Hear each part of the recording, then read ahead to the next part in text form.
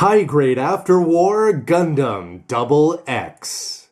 Hey, what's up again, everybody? It's Robert184, 2Rs2Bs Gundam Reviews.net, which is gundam.tk, and perhaps it would be more suitable if I was bringing this broadcast to you via satellite, or maybe even a satellite cannon, or a twin one or two. But it's time to take a look at the much anticipated, much hyped, and very much talked about, the Gundam Double X, the second lead from the series Gundam X, with twice the firepower and twice the fun. So let's get to it. October 2013 release. Sweet cover art here from Bandai, and you can see the name in English and Japanese. It's going to say DX on there as part of the number 1700 yen and number 163 in the HGUC line, which occasionally gets interrupted with some of these other fun centuries.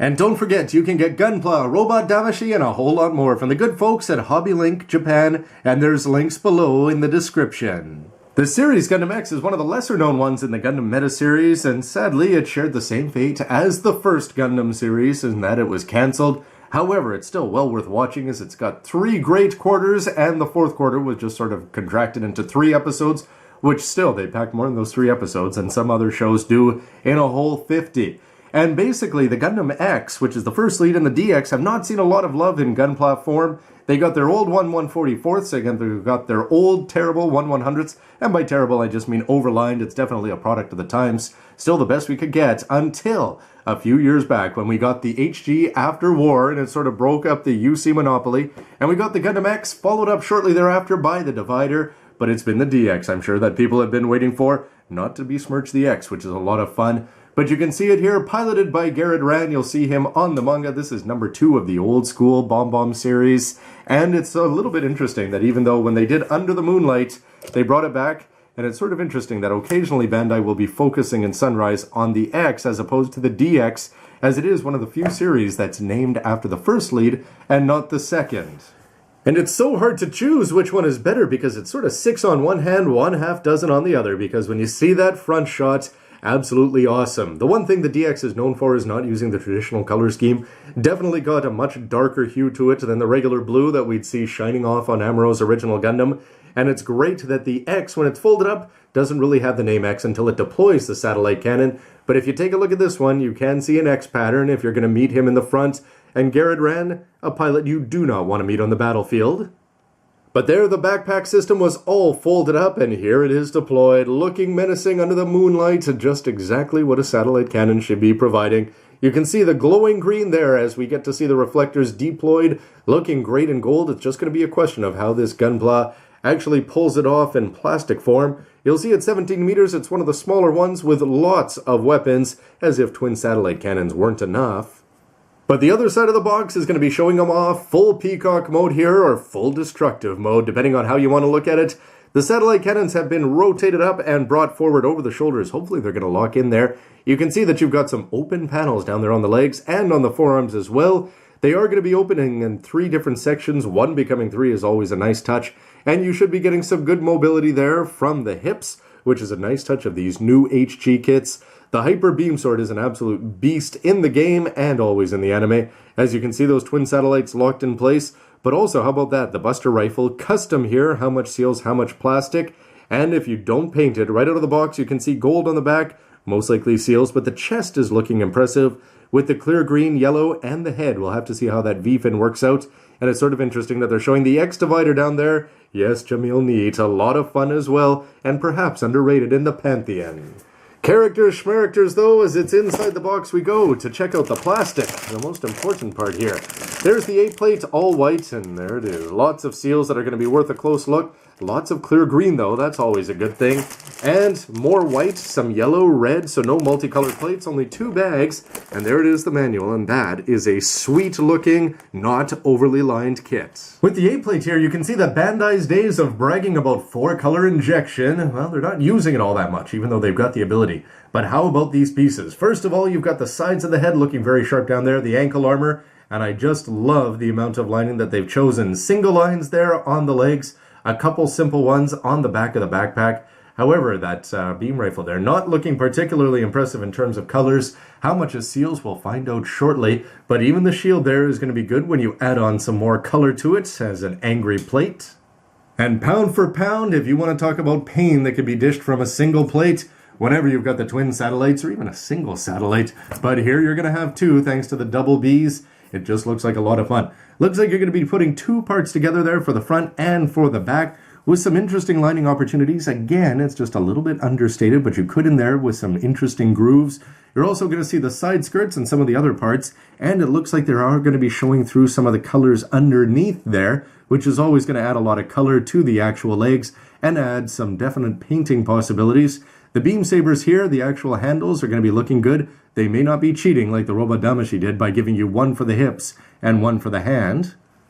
The C plate is going to be bringing up the gray for the inner plates. I got a couple parts off here, but you can see the hips and all the parts that have been making up these joints that have been getting better and better over time. You can see those are going to be for the back of the hand. But something that's a little bit disappointing, looking carefully at the A, B, and C, do you see the ability, even though they could, it looks like they could be adding stuff on, subtracting stuff, and it just doesn't seem like it's going to be in the cards, which is pretty much as you'd expect with the DX being definitely down the list in terms of the repaint and remold possibilities, which is probably one of the reasons why we've had to wait so long for a proper HG 1/144th.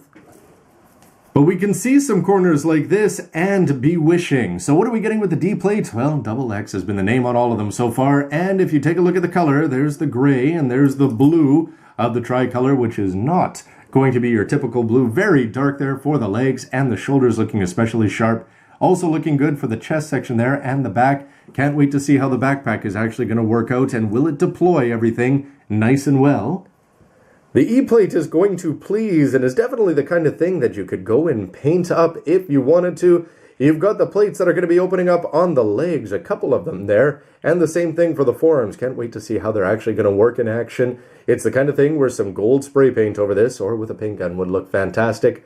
The chest vents are looking good there, a little bit deep and a little bit disappointing that you're going to have to get the ink inside there. Maybe hard with a $2 lining marker, but for proper inkers and painters, it won't be a problem. But we're getting used to these things just being a lot better, especially with real grades and things like that. But this is going to be a big disappointment. Look at that V-fin there. What do you see? Do you see the ability to add more plates, more parts, more colors on top? Nope. It looks like it's going to be Seals Bandai. Come on, we've waited years. Let's at least do this part right. But it's almost easy to forgive when you see this F plate here. Check this out. Absolute beast. They're not going to be going all over the place 3D. They are flat. But just the fact that they've got those lines carved inside them make them look fiery and angry, as is befitting of Garrod's personality. And take a look here. You've got the top and the bottom, which is exactly where it needs to be to catch the moonlight oh so romantically before blowing up a small city. A sticker sheet this big is going to cause some controversy, as it's both good and bad. Good in the fact that these are going to be looking pretty sharp there. As you can see, they've got some cool looking honeycomb-esque patterns, which is going to be great and very quick and easy if you want to deploy the satellite cannon without any painting effort needed. For some of these other ones, you can see that the green ones are going to be all over the body, including on the shoulder binders, which are going to attach on top of the satellite cannon there. But otherwise, it's going to be some red and yellow, which is just going to add a lot of some nice trim there that you can just paint up yourself if you don't mind base coating it with the color and then adding the black. But the one that's going to make me happy there is just those silver parts, because you know they're going to go under the clear green and reflect the moonlight again, oh so romantically, on a nice midsummer's eve. And it's not usually worth mentioning polycaps too much, but PC002 2013 Bandai, this is the kind of thing that I'm always excited to see, thanks to the All Gundam policy and build fighters.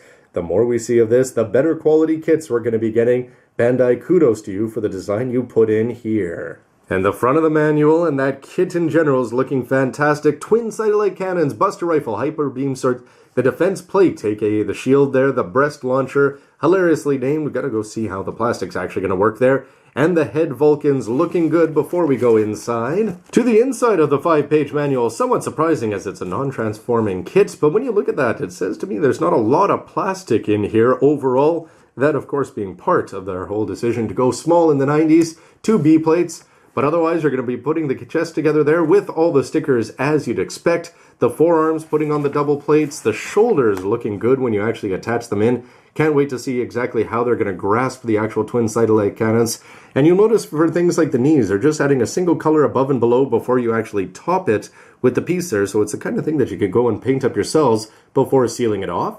But with the legs together there, it's time for some more little triangles all over the skirts.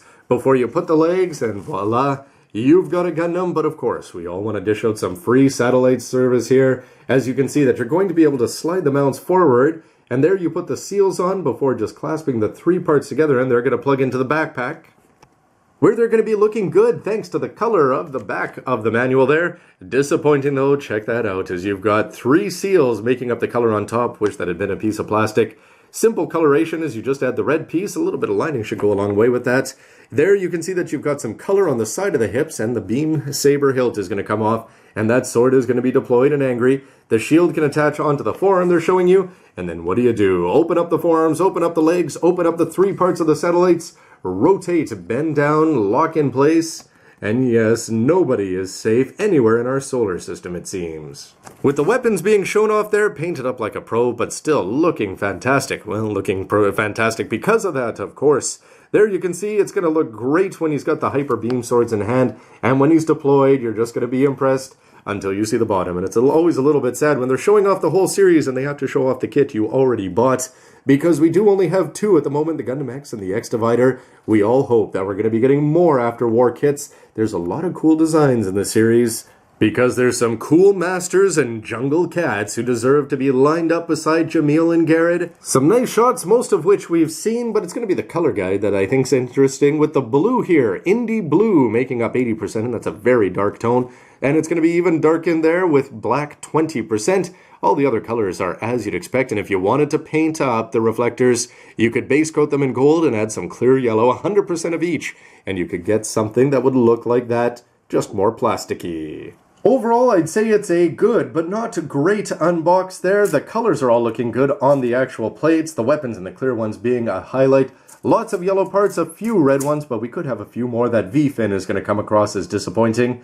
And the manual, though, looks like a lot of fun. So don't forget, you'll see it all put together and compared to the Robot Damashi, but you can go check out its review, and don't forget to stick around for lots more news reviews and everything else you can use. Thanks for watching, everybody. See ya. Seriously, Lo, we each had 3 manga, but why do you have 50 million Gunpla compared to my only 3?